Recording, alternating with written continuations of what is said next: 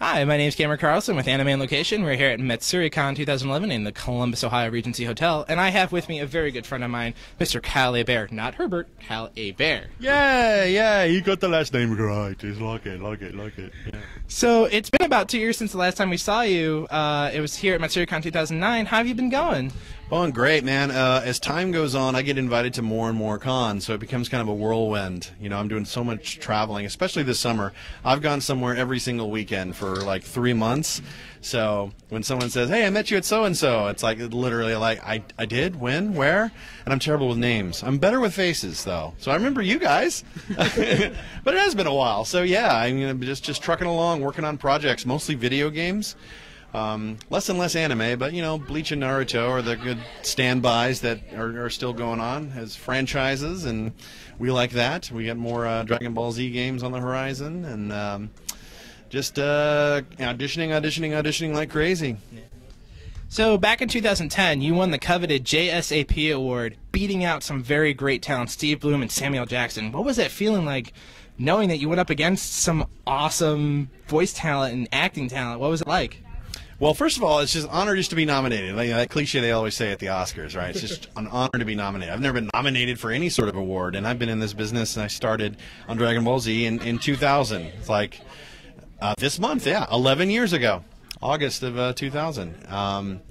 So that alone was just mind-boggling to me. But it was voter-based, so I used Twitter and Facebook to kind of plea and beckon to the fans who have been so kind and gracious over the years. To it's like, hey, if you like my stuff and you want to throw me some support, just go vote. And they had a page set up, and I guess I got the most votes. So hence I got the best English voice actor for the SPJA awards. Yeah, that was great. It also felt a little.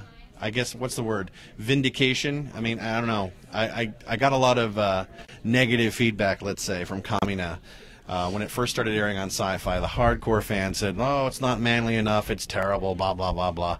And then they watched a little bit more of it, and they said, "Oh, you know, you're not so bad. Okay, actually, I kind of like you." And then, whatever. I mean, don't hate on me. I'm just doing my job. They said don't make it sound like the Japanese. So, you know, the voice actor's job is to take direction.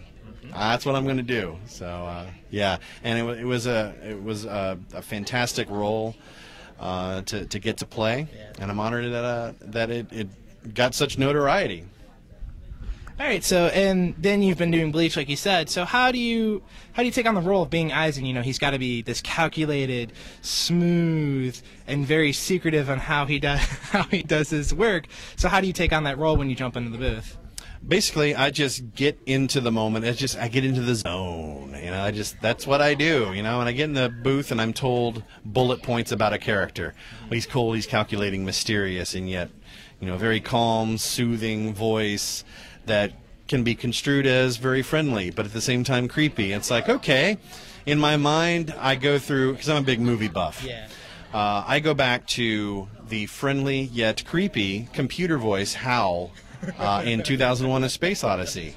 Now, he wasn't a literal being. He was a computer that basically shut off the life support system of astronauts, and it's like, I'm sorry, Dave, I can't do that. Da, da, da, da, da. And that was kind of the basis for Aizen's voice. That's cool. So one thing that's really neat about you is that you're one of the few voice actors to come from the radio side of the industry of doing anything behind the mic. How is that transition, you know, going from radio to behind the glass, you know, knowing, okay, I need to remember not to, like, shout into the mic, you know, that type of stuff. How did that work for you? Well, certainly coming from radio gives you some good perspective on mic technique and respecting your placement to the mic. Also, it actually helped me in a very indirect way. It helped build confidence. I had grown up being too afraid to get on stage and memorize lines and do all that, and so my acting background was negligible. It only had been on radio that I actually got to do some creative stuff with Radio Disney, writing audio dramas, doing character voice. And so when I got to audition at Funimation, they said, "What acting experience do you have?" And I said, "Well, Radio Disney. I've been doing it for years." And I said, "Okay, that counts."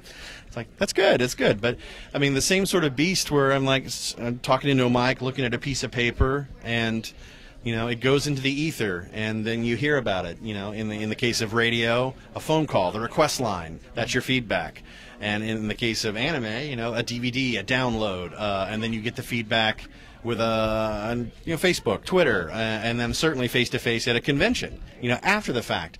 And sometimes, you know, if you work on enough projects, you'll be like, I'm on this? And then people will come up and throw a box cover or something, and I'll go, I'm in this? And it's like, yeah, you're the voice of so-and-so. It's like, thanks, I had no idea. It's like, I worked on it so long ago, I don't remember. But, yeah, it's kind of freaky. So at many cons you go to, you give a lot of fans the opportunity to actually test out their chops as voice actors. How did that idea come about? Well, because it's just such a common question. How can I become a voice actor? And it's just another way to add a level of interaction for the fans who come and spend their hard-earned money and effort to come out to a convention, hang out with their friends, and have a good time. You know, it's just about adding value to someone's week and making a good impression. I'm all about, you know, shaking hands, hugs, taking pictures, signing stuff, and just hanging out in the lobby and just having a conversation. I'm all about that. But a chance to give people just a little snippet of what it's really like and I'm certainly not the only voice actor who does acting workshops. There's many people. Some people take it to the next level, and they actually will bring recording equipment and record people, and they'll have actual video, and they'll do lip sync with that and record people's takes, play it back, and whatnot. I'm not that advanced. I just bring scripts, I show some video, and we do it real time and go from there. And then I do a video game voice acting thing, so we can focus on doing, you know, power up yells and whatnot. It's just, you know, helping empower the attendees and giving them just a little a more personal experience. And it's like, well, what is it like to be a voice actor? What sort of expectations are placed upon us? Yeah, because I remember I did one with you, and I'm like, ow, it hurts. Yeah. I take that for granted because I've been doing it for so long. But yeah, I mean, if I scream for 2 hours and my voice is shot, but I forget that for many fans, if I pick a volunteer out of the audience to come up in one of my workshops and they scream once or twice, that could hurt their voice. And I was like, oh, I forgot. You're not a trained actor. This is new to you. So, but yeah. I mean, again, it's just so they can see firsthand what it's really, really like. Okay, and not only will you critique people at cons, but you also do it via private video consultations. What inspired your idea on that? I wanted to reach out to people who couldn't come to conventions, and there's lots. there's hundreds, if not thousands, around the world that's like, I can't make it to a convention where you're doing an appearance, and you know, I want to be able to enjoy. I mean, tons of people will videotape the panels and whatnot and put it on YouTube, but to make it a little more personal, I thought, okay, let's use this great little invention called Skype. It's free, and you can be anywhere in the world to use it. So it's like, all right, so I'll give an opportunity for someone to basically buy an hour of a professional's time, someone in the industry who can share a professional opinion, and give some really personalized, focused feedback on an audition copy. You know, a person's ability to cold read, to perform, to take direction, to improvise. All of these key elements that are necessary for actors to be successful in their craft. So that's basically what that was born out of. So now you live in Hollywood, and it seems like it's a really good place for a lot of people to work, especially at the Bang Zoom Entertainment Industries headquarters. How's it like having all that great talent? You know, you have Todd and Vic, and you have occasionally you get Steve and Crispin, and all these great guys and all these great girls. You know, how is it like having all that fun energy there when you walk in the door?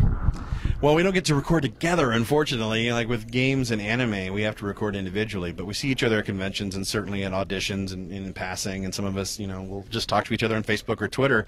And then, you know, some of us do actually hang out, and we'll go to a bar and just talk. But, you know, everyone's busy with their own schedules. Some have families. You know, I'm a single dad. I'm doing the dad thing. But yeah, I mean, what a phenomenal group of people, individuals, their talents just, you know, through the roof, and I'm honored to be in that talent pool and work in such a cool field with such cool people. It's great. It beats working for a living. So between Skype, Twitter, Facebook, how is it just so easy to get a hold of you? I mean, most other voice actors is like really hard, and like you're like, yep, come on, I'll take them. I put it out there. I've always taken a lot of pride in being interactive because I know how passionate I am about this field and loving what I do. that I love sending that message to others that have that sort of drive and passion and determination. And I want them to reach out. You know, if you have a question or if you just want to say, hi, thanks, you know, I loved your performance. You helped me get through a tough time in my life when I watched your performance in such and such.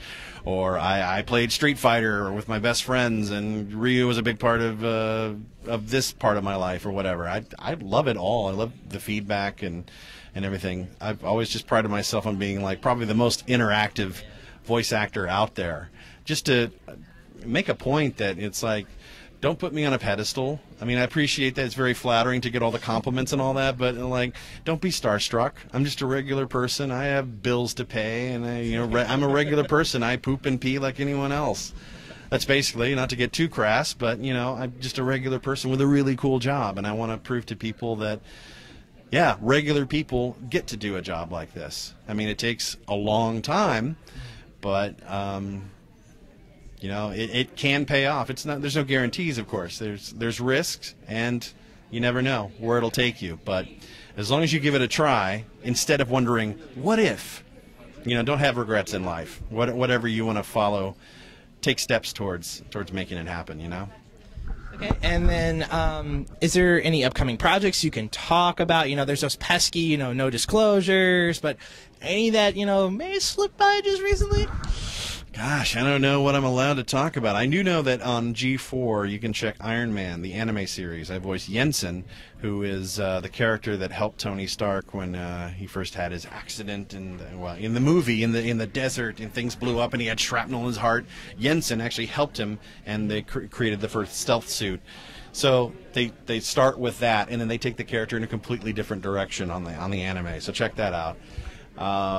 Gosh, what else? If you picked up Hoodwinked 2, it's a very little scene, but it's still fairly decent. There's some pretty funny one-liners in there. The sequel to Hoodwinked, it's a CG animated movie. It just came out on DVD and Blu-ray, and I actually have one line in it. One line as Obi-Wan Kenobi, who's heard helping inspire Little Red Riding Hood. All right. So how do people contact you via Twitter and Facebook? I mean, do you have any different names, or is it Kyle Hebert? It's all me. Twitter.com/Kyle Hebert, spelled Hebert. Not Herbert, Hebert, but it's pronounced Hebert. So Twitter.com/Kyle Hebert, KyleHebert.com, Facebook.com/Kyle Hebert VO. Put the VO at the end. I can't accept friend invites for the personal profile because there's a limit as to how many people you can have. So instead, I direct people to just go to my fan page. I post to Twitter.